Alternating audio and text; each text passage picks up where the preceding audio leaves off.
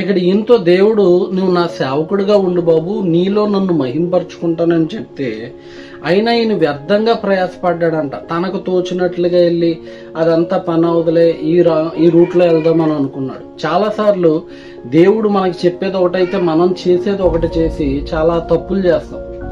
దేవుడు పేతురుని నన్ను వెంబడించి మనుషులు పట్టే జాలరుగా నేను చేస్తానంటే, యేసు ప్రభు చనిపోయాక ఇదంతా మనకు అవదలే, చేపలు పట్టుకుందాం అనుకుని వెళ్ళిపోయాడు. కానీ వ్యర్థంగా ప్రయాసపడ్డాడు. రాత్రంతా ప్రయాసపడిన ఒక్క చేప కూడా దొరకలేదు.